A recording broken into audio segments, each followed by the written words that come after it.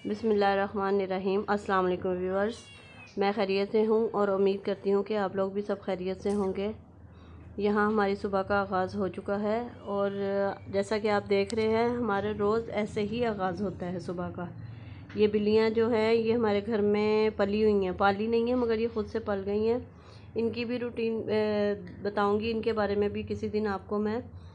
और यहाँ मेरे हस्बैंड इनको गोश्त डाल रहे हैं और पहले वो इनको नाश्ता करवाते हैं, फिर वो ख़ुद नाश्ता करते हैं और मैं उनके लिए नाश्ता तैयार कर रही हूँ। और वो हमेशा नाश्ते में पराठा खाना ही पसंद करते हैं, ब्रेड वगैरह पसंद नहीं करते, ना वो खाते हैं। नाश्ते वगैरह से फ़ारिग होकर आज हम लोगों को जाना था ग्रोसरी के लिए। घर के बकाया सारे काम निपटाने के बाद हम लोग शाम को 5 बजे के करीब तकरीबन ग्रोसरी के लिए निकले। तो इस दफ़ा हम लोग काफ़ी लेट हो गए थे क्योंकि 2-2.5 महीने के बाद मैं ग्रोसरी के लिए जा रही थी। तकरीबन सारी घर की हर चीज़ ही तकरीबन ख़त्म हुई थी जिसकी ज़रूरत पड़ती थी, ख़ास तौर पे लोशन वगैरह। तो दूसरी चीज़ें तो इंसान इधर उधर से ख़रीद ही लेता है, मगर लोशन और शैम्पू ये कुछ चीज़ें हैं जो कि ख़ास तौर पे मैं इम्तियाज़ से ही लेके आती हूँ। तो यहाँ सबसे ऊपर वाला पोर्शन में जो है वहाँ ज़्यादा टाइम नहीं लगता। यहाँ बस ये कि शैम्पू लोशन वगैरह, शैम्पू तो खैर नीचे होते हैं, यहाँ लोशन फेस वॉश वगैरह ज्वेलरी कपड़े तो मुख्तसर तकरीबन 10-15-20 मिनट लगते हैं, इसलिए सबसे पहले ऊपर जाते हैं हम लोग। यहाँ से जो चीज़ हमने लेनी होती है वो लेके, ये ज्वेलरी भी बड़ी अच्छी है यहाँ पे, पर्स मेरी बेटी ने पर्स लिया अपने लिए और दूसरी चीज़ें भी जो जो उनकी ज़रूरत की चीज़ें थी वो हम लोगों ने यहाँ से चूज़ की। और कपड़े बहुत बहुत अच्छे होते हैं, मैंने पहले भी यहाँ से 1-2 दफ़ा कपड़े ख़रीदे हैं और ये भी बहुत अच्छा मुझे लगा, मगर इसका ना साइज़ नहीं था, इस वजह से फिर हमने ये छोड़ दिया ताकि ये कि चलो नेक्स्ट टाइम देखेंगे। अब नीचे ये ग्रोसरी एरिया में आ रहे हैं, यहाँ पर हम लोगों ने अपनी ग्रोसरी स्टार्ट की। जो रूटीन की ग्रोसरी होती है घर में, जो आम हर चीज़ इस्तेमाल करने की होती है, तेल घी। और जब बच्चियाँ साथ होती हैं तो वो सबसे ज़्यादा उनका फोकस जो होता है वो मैक्रोनी स्पैगेटी नूडल्स इन चीज़ों पे होता है। वो अपनी अपनी चीज़ें कलेक्ट कर रही थी और ज़ाहिर है मैं अपनी चीज़ें कलेक्ट कर रही थी जो जो मुझे चाहिए था, तेल घी दालें ये सब चीज़ें।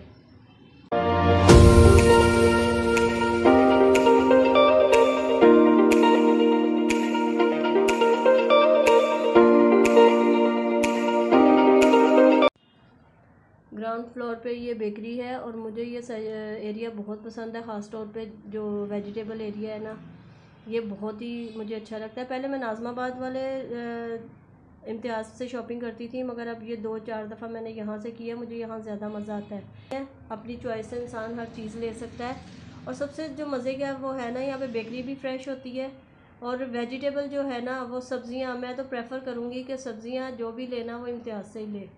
मुझे तो बड़ा ही मज़ा आता है। मैं कहती हूँ कि इंसान एक हफ़्ते की सब्ज़ियाँ इजीली यहाँ से लेके ना वो रख सकता है और अपने हिसाब से अपने मतलब से आप जो मर्ज़ी जैसे मर्ज़ी चूज़ करके ले सकते हैं इसमें। तो मैंने भी काफ़ी सारी सब्ज़ियाँ ख़रीदी यहाँ पर और जो कि तकरीबन मेरा 1 हफ़्ता जो है वो सब्ज़ियाँ आराम से चल जाएंगी और बहुत फ्रेश होती हैं, बहुत मज़ा आता है इनको लेने में। मुझे सबसे ज़्यादा मज़ा जो है ना वो यहीं पे आता है वो सब्ज़ियाँ लेने में। मेरे हस्बैंड भी मेरी हेल्प कर रहे हैं, यहाँ पे हम दोनों मिलके ले रहे हैं और मेरी बेटियाँ मेरे साथ हैं और मेरी बेटियाँ मेरी बहुत हेल्प करती हैं। अब और सबसे जो हम लोग परेशान हुए ना यहाँ पर लाइन में लग के 1 से 1.5 घंटा तकरीबन हमें पूरा लाइन में इंतज़ार करना पड़ा और आखिरकार हम लोग पहुँच ही गए। और इतना थक गए थे, इतना हम लोग ग्रोसरी करते हुए नहीं थके जितना हम लोग बिल के टाइम पे थके हैं। तकरीबन 1.5 घंटे के बाद हमारी यहाँ पर बारी आई है और घर आकर हम लोग इतना थक चुके थे कि चीज़ें समेटने की भी हिम्मत नहीं थी। मगर ज़ाहिर है सब्ज़ियाँ चीज़ें तो ख़राब हो जाती, उसको फ्रिज में रखना लाजमी था, इसलिए जो मेन चीज़ें थी, जो फ्रिज में रखने वाली चीज़ें थी, वो मैंने जल्दी जल्दी बास्केट में डाली और हम लोगों ने उसको अपनी अपनी जगह पे रखा। कुछ और चीज़ें भी थी तो वो जो रख सकते थे रखा, बाकी ये काम करते खाना खाते ये चीज़ें समेटते करते हमें तकरीबन रात के 12 बज गए थे क्योंकि 10 बजे तो हम लोग वहाँ से वापस आए थे। तो भूख भी इतनी शदीद लग रही थी कि हिम्मत भी बिल्कुल एंड हो गई थी। फिर घर आके भी खाने को भी कुछ नहीं था, मैंने कहा चलो जल्दी आएंगे तो आके पका लेंगे। तो मगर खैर बहुत टाइम हो गया था, मैंने जल्दी जल्दी अपनी ये सब्ज़ियाँ समेटी फ्रिज में रखी और उसके बाद मेरी बेटी ने बर्गर बनाए।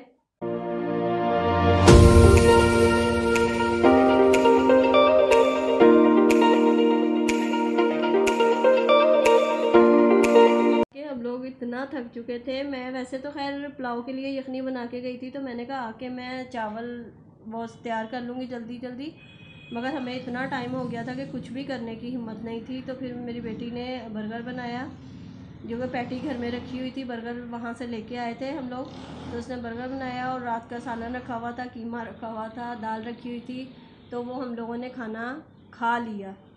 और फिर उसके बाद जो पुलाव था वो उसकी मैंने रेसिपी इसमें जो डाली है वो मैंने दूसरे दिन फिर उसको बनाया था, यानी कि यखनी तैयार थी तो वो फिर वो भी वेस्ट होती, तो फिर मैंने उसको दूसरे दिन पुलाव, जो अभी मैं रेसिपी आप लोगों के साथ शेयर करूँगी पुलाव की, तो फिर मैंने ये दूसरे दिन दोपहर में पुलाव बनाया था।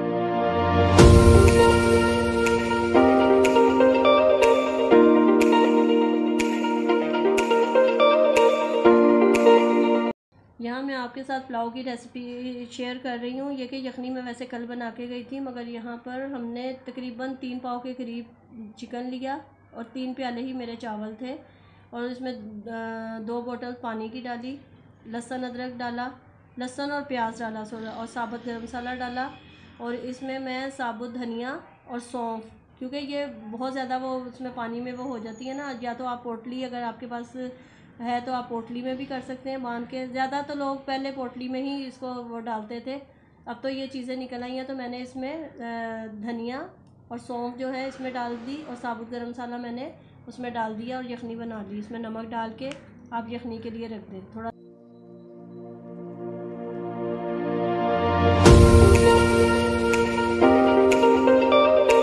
रही हूँ ये थोड़ा सा स्पाइसी पुलाव है, क्योंकि हमारे घर में ज़रा स्पाइसी खाया जाता है।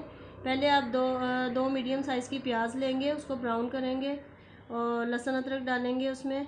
लहसुन अदरक डालने के बाद 2 टमाटर, अगर छोटे हैं तो 2, ये मेरे पास एक बड़ा टमाटर था, बहुत बड़ा टमाटर था, तो इसलिए मैंने एक ही टमाटर इसमें डाला है। 2 टीस्पून कुटी मिर्चों के डाले हैं मैंने, नमक डाला है मैंने, और पुलाव मसाला, शान का पुलाव मसाले का 2 टेबलस्पून मैंने डाले हैं।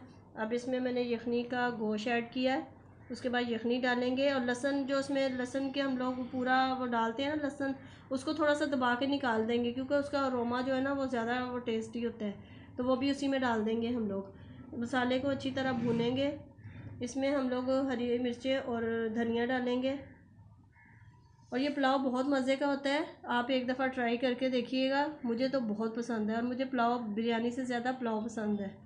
इसमें हरी मिर्चें और धनिया डालेंगे हम लोग, थोड़ा सा इसमें उबाल आ जाएगा तो फिर हम लोग चावल ऐड करेंगे। चावल मैंने 3 प्याले लिए थे, और इसको 1 से आधा घंटा तकरीबन भिगो दिया था मैंने। वो तो चावलों के ऊपर डिपेंड करता है कि कौन से चावल कितनी देर भीगने वाले हैं, कोई 1 घंटा भी भिगोते हैं, आधा घंटा भी भीगने वाले होते हैं चावल, तो मैंने यहाँ पर आधा घंटा चावल भिगोए थे। और उसके बाद हम लोग इसको अच्छी तरह वो मिक्स करेंगे, थोड़ा सा इसमें एक कन्नी चावलों में रह जाएगी तो फिर हम इसको दम पे रख देंगे, और इसको लाल चटनी के साथ खाएं। कराची में तो लाल चटनी के साथ खाया जाता है, और बहुत मज़े का लगता है ये लाल चटनी के साथ। लाहौर में तो खैर लाल चटनी नहीं इस्तेमाल होती, मैं लाहौर और कराची की इसलिए बात करती हूँ क्योंकि मैं लाहौर की रहने वाली हूँ, और कराची में मेरे ससुराल है, शादी मेरी कराची में हुई है, तो इसलिए मैं लाहौर और कराची का डिफरेंस थोड़ा सा बता देती हूँ। और ये वाकई ये पुलाव बहुत टेस्टी बना था, आप एक दफ़ा ज़रूर ट्राई करिएगा। अगर आपको पुलाव अच्छा लगा हो तो मुझे कमेंट करके ज़रूर बताइएगा कि आपको पुलाव कैसा लगा, और अपनी दुआओं में ज़रूर याद रखिएगा, और मेरे वीडियो को सब्सक्राइब ज़रूर करिएगा, लाइक करिएगा, शेयर करिएगा। इसके साथ ही आपसे इजाज़त चाहते हैं। अल्लाह हाफ़िज़।